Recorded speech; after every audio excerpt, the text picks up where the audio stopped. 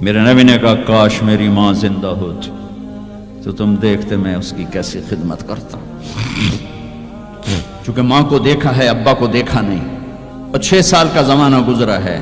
6 دن کے بعد آنسو ختم ہو جاتے ہیں، چاہے ماں مرے چاہے باپ مرے. ہفتے بعد کبھی کبھی رونا آتا ہے، 2 ہفتے بعد رونا بھی چاہو تو رونا ختم ہو جاتا ہے. 6 برس کی عمر میں ابوا کے جنگل کالے پہاڑوں میں میرے نبی کی ماں کو اللہ نے اٹھایا، اور 57 سال کے بعد میرے نبی حج کے لیے نکلے مدینہ سے. 12,000 کا قافلہ چلتے چلتے چلتے ابوا میں کچھ 70,000 ہو چکا ہے، اور آپ اپنی اونٹنی پہ سفر پر ہیں، راستے پر ہیں. آگے ابوا کا چھوٹا سا گاؤں ہے جہاں سارے قافلے نے ٹھہرنا ہے. آپ نے اپنی اونٹنی کو یوں موڑ دیا پہاڑوں میں.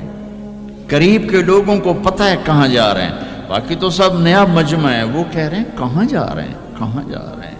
آپ اپنی اونٹنی کو اندر چلتے چلتے چلتے چلتے چلتے چلتے ایک جگہ اونٹنی کو بٹھایا. ایک پہاڑ ہے 70-80 فٹ اونچا، اس پہاڑ پر چڑھے. وہاں ایسے ہی چوکور سا میدان ہے، باقی سارے پہاڑ یوں ہیں.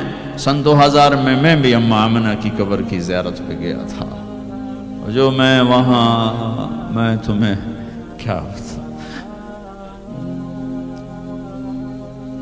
میں یہ واقعہ ہزاروں دفعہ سنا چکا ہوں. ہر دفعہ ہی ایسے رونے بیٹھ جاتا ہوں کہ پھر میں وہاں نہیں کھڑا ہوتا، پھر میں وہاں ابوا پہنچ جاتا ہوں. میں دیکھتا ہوں 6 سال کی عمر میں میرے نبی کو اللہ نے یہاں اتنا بڑا امتحان دیا کہ جنگل میں ماں کو موت دے دی. 25 سال کی عمر میں ماں مر گئی، اچانک مر گئی، کوئی بیماری نہیں، کچھ نہیں، جس کو آج ہم ہارٹ اٹیک کہتے ہیں، ہارٹ فیلئر کہتے ہیں. اتنا آخری جملہ کہا کل حی میت و کل جدید بال وقد ولدت طہرا. بولا نہیں جا رہا تھا تو بجھتے بجھتے بھڑکتی شمع نے کہا بیٹا ہر زندہ نے مرنا ہے، ہر جوانی نے ڈھلنا ہے. لگتا ہے تیری ماں کا آخر آ چکا ہے، لیکن میں نے ایک بچہ جنا ہے جو سارے عالم کو پاک کر دے گا. اور شمع خاموش ہوگی. کس طرح انہیں دفن کیا، میں وہاں کھڑا یہی سوچتا رہا کہ یہاں قبر بنائی کیسے ہوگی. تو پتھر ہیں، کوئی لوگ گزرے ہوں گے یا پتھر جوڑ کے. جب ایمن نوکرانی ساتھ ہیں، وہ ان کو لے کر نیچے اتری، اونٹنی کے قریب پہنچی تو آپ نے ہاتھ چھڑایا اور پھر بھاگے، پہاڑی پہ چڑھ گئے.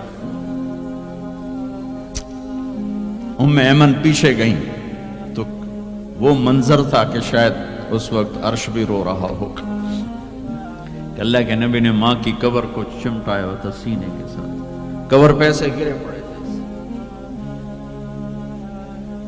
اور جب ایمن قریب آئیں تو وہ نوحہ کہہ رہے تھے کہ پتھر بھی پگھل رہے تھے کہ ماں جی آپ کو تو پتا تھا آپ کے سوا میرا کوئی نہ تھا، آپ مجھے چھوڑ کے کیوں چلی گئی، آپ مجھے چھوڑ کے کہاں چلی گئی. ایمن نے اٹھانا چاہا، انکار کر دے گا، میں نہیں جاتا، میں نہیں ماں کو چھوڑ کے جاتا. کھینچ کے لے گئی، گھسٹتا ہوا بچہ پہاڑ سے اتارا.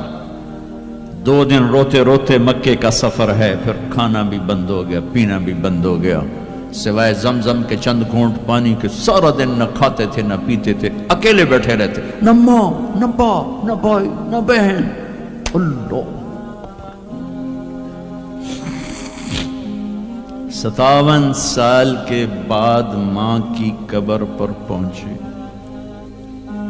اور قبر کے سرہانے آ کر بیٹھے، گوڈے اوپر اٹھائے اور ہاتھ یہاں رکھے اور سر گوڈوں میں دے دیا، جیسے چھوٹے بچے رونے کی پوزیشن بناتے ہیں.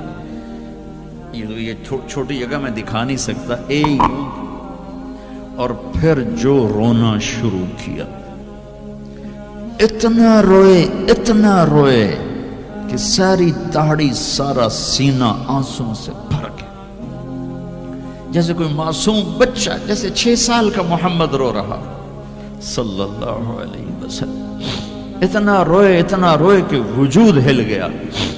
اور پھر فرمایا کہ میں آگے نہیں جاؤں گا، میں رات یہیں رہوں گا. تم کیا جانو رشتے کیا ہوتے ہیں، تمہیں صرف پونڈ گننے آتے ہیں. تم سے مراد میں بھی اور سارے بھی، کہ ناراض نہ ہو جاؤ، ساری امت کا یہی حال. رات وہاں گزاری. ہائے کیا کہہ رہے ہیں؟ کاش میری ماں کبھی ہوتی، میں ایسی خدمت کرتا کہ بریڈ فورڈ والے بھی یاد کرتے ہیں. میں ایسی خدمت کرتا کہ میں عشاء کی نماز کے مصلے پر کھڑا ہوتا اور سورۃ فاتحہ پڑھ رہا ہوتا، اور پھر ادھر سے میری ماں کہتی محمد، تو میں نماز توڑ کے کہتا لبیک اماں جی، ماں جی حاضر ہوں.